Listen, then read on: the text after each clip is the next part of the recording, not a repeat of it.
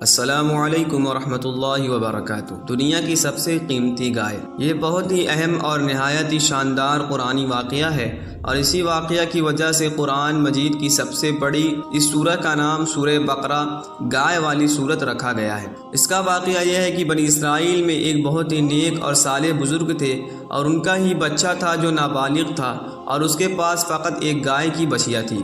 ان بزرگ نے اپنی وفات کے قریب اس بچیا کو جنگل میں لے جا کر ایک جھاڑی کے پاس یہ کہہ کر چھوڑ دیا کہ یا اللہ، میں اس بچیا کو اس وقت تک تیری امانت و حفاظت میں دیتا ہوں کہ میرا بچہ بالغ ہو جائے۔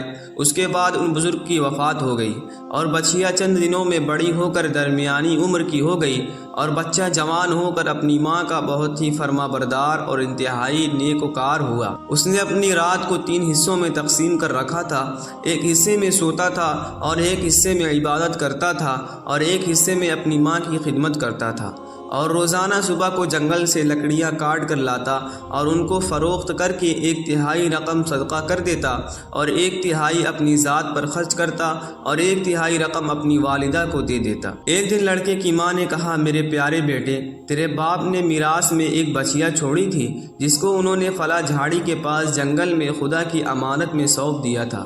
اب تم اس جھاڑی کے پاس جا کر یوں دعا مانگو گے کہ اے حضرت ابراہیم، حضرت اسماعیل اور حضرت اسحاق علیہ السلام کے خدا، تو میرے باپ کی سونپی ہوئی امانت مجھے واپس دے دے۔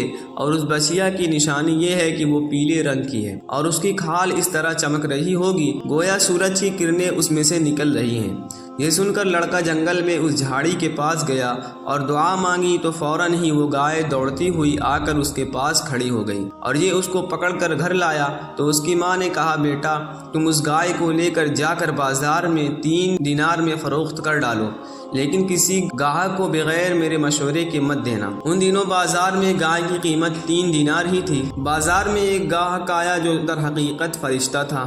اس نے کہا، میں گائے کی قیمت 3 دینار سے زیادہ دوں گا، مگر تم ماں سے مشورہ کیے بغیر گائے میرے ہاتھ فروخت کر ڈالو۔ لڑکے نے کہا، تم خواہ کتنی بھی زیادہ قیمت دو، مگر میں اپنی ماں سے مشورہ کیے بغیر ہرگز اس گائے کو نہیں بیچوں گا۔ لڑکے نے سارا ماجرا بیان کیا تو ماں نے کہا، یہ گاہک شاید کوئی فرشتہ ہو، تو اے بیٹے، تم مجھ سے مشورہ کرو کہ ہم اس گائے کو ابھی فروخت کریں یا نہ کریں۔ چنانچہ لڑکے نے بازار میں جب اس گاہک سے مشورہ کیا تو اس نے کہا، ابھی تم اس گائے کو فروخت نہ کرو۔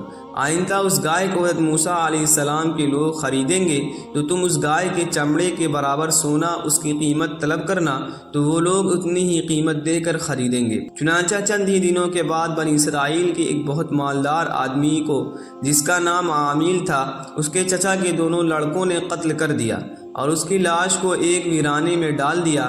صبح کو قاتل کی تلاش شروع ہوئی، مگر جب کوئی سراغ نہ ملا تو کچھ لوگ حضرت موسیٰ علیہ السلام کی خدمت میں حاضر ہوئے اور قاتل کا پتہ پوچھا، تو آپ نے فرمایا، تم لوگ ایک گائے ذبح کرو اور اس کی زبان یا دم کی ہڈی سے لاش کو مارو، تو وہ زندہ ہو کر خود ہی اپنے قاتل کا نام بتا دے گا۔ یہ سن کر بنی اسرائیل نے گائے کے رنگ، اس کی عمر وغیرہ کے بارے میں بحث کرنا شروع کر دی، اور بالآخر جب وہ اچھی طرح سمجھ گئے کہ فلاں قسم کی گائے چاہیے تو ایسی گائے کی تلاش شروع کر دی، یہاں تک کہ جب یہ لوگ اس لڑکے کی گائے کے پاس پہنچے تو ہو بہو یہ ایسی ہی گائے تھی جس کی ان لوگوں کو ضرورت تھی۔ چنانچہ ان لوگوں نے اس گائے کو اس کے چمڑے میں بھر کر سونا اس کی قیمت دے کر خریدا، اور ذبح کر کے اس کی زبان یا دم کی ہڈی سے مقتول کی لاش کو مارا، تو وہ زندہ ہو کر بول اٹھا کہ میرے قاتل میرے چچا کے دونوں لڑکے ہیں، جنہوں نے میرے مال کے لالچ میں مجھے قتل کر دیا ہے۔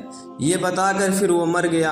چنانچہ ان دونوں قاتلوں کو قصاص میں قتل کر دیا گیا، اور مرد صالح کا لڑکا جو اپنی ماں کا فرما بردار تھا کثیر دولت سے مالا مال ہو گیا۔ اس پورے مضمون کو قرآن مجید کی مقدس آیتوں میں اس طرح بیان فرمایا گیا ہے، اور جب حضرت موسیٰ علیہ السلام نے اپنی قوم سے فرمایا، خدا تمہیں حکم دیتا ہے کہ ایک گائے ذبح کرو، تو وہ لوگ بولے، کیا آپ ہم سے مذاق کرتے ہیں؟ تو آپ نے فرمایا، پناہ بخدا کہ میں جاہلوں میں سے ہو جاؤں۔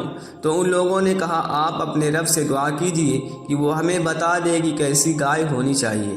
آپ نے فرمایا اللہ تعالیٰ فرماتا ہے کہ وہ ایسی گائے ہو جو بوڑھی ہو نہ بچیا، ان دونوں عمروں کے درمیان ہو، تو تم کرو جس کا تمہیں حکم ہوتا ہے۔ وہ لوگ بولے آپ اپنے رب سے دعا کیجئے کہ وہ ہمیں بتا دے کہ اس کا رنگ کیسا ہو۔ آپ نے فرمایا اللہ تعالیٰ فرماتا ہے وہ ایک پیلی گائے ہو جس کی رنگت ڈہڈہاتی ہو، جو دیکھنے والوں کو خوش کر دے۔ وہ بولے آپ اپنے رب سے دعا کیجئے کہ وہ ہمیں صاف صاف بیان کر دے کہ وہ کیسی گائے ہو، کیونکہ گایوں میں ہم کو شبہ پڑ گیا اور اللہ چاہے تو ہم راہ پا جائیں گے۔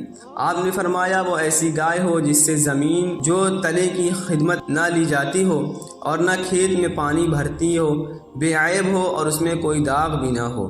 یہ سن کر وہ لوگ بولے اب آپ ٹھیک ٹھیک بات لائے۔ پھر ان لوگوں نے اس گائے کو ذبح کیا اور وہ ذبح کرتے معلوم نہ ہوتے تھے۔ اور اے بنی اسرائیل، جب تم لوگوں نے ایک خون کیا اور ایک دوسرے پر اس کی تہمت ڈالنے لگے اور اللہ کو ظاہر کر دینا تھا جس کو تم چھپاتے تھے، پھر ہم نے ان لوگوں سے فرمایا تم لوگ مقتول کو اس گائے کے ایک ٹکڑے سے مارو۔ انہوں نے مارا تو وہ زندہ ہو گیا، اور اللہ اسی طرح مردوں کو زندہ فرمائے گا، اور وہ اپنی نشانیاں تم لوگوں کو دکھاتا ہے تاکہ تم لوگ اس بات کو سمجھ لو۔ اس واقعے سے بہت سے حیرت انگیز اور نصیحت خیز باتیں اور احکام معلوم ہوئے۔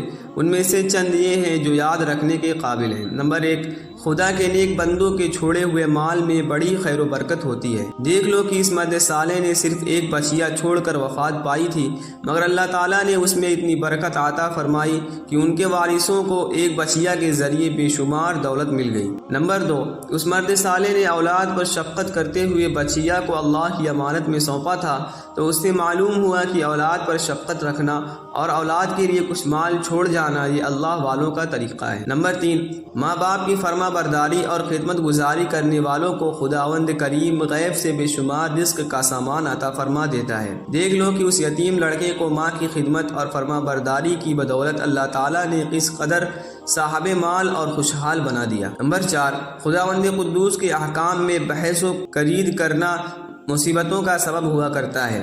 دیکھ لو کہ بنی اسرائیل کو ایک گائے ذبح کرنے کا حکم ہوا تھا، وہ کوئی سی بھی ایک گائے ذبح کر دیتے تو فرض ادا ہو جاتا، مگر ان لوگوں نے جب بحث اور کرید شروع کر دی کہ کیسی گائے ہو، کیسا رنگ ہو، کتنی عمر ہو، تو مصیبت میں پڑ گئے کہ انہیں ایک ایسی گائے ذبح کرنی پڑی جو بالکل نایاب تھی۔ اسی لیے اس کی قیمت اتنی زیادہ ادا کرنی پڑی کہ دنیا میں کسی گائے کی اتنی قیمت نہ ہوئی اور نہ آئندہ ہونے کی امید ہے۔ نمبر 5، جو اپنا مال اللہ تعالیٰ کی امانت میں سونپ دے تو اللہ تعالیٰ اس کی حفاظت فرماتا ہے اور اس میں بے حساب خیر و برکت عطا فرما دیتا ہے۔ نمبر 6، جو اپنے اہل و عیال کو اللہ تعالیٰ کے سپرد فرما دے، اللہ تعالیٰ اس کے اہل و عیال کی ایسی پرورش فرماتا ہے کہ جس کو کوئی سوچ بھی نہیں سکتا۔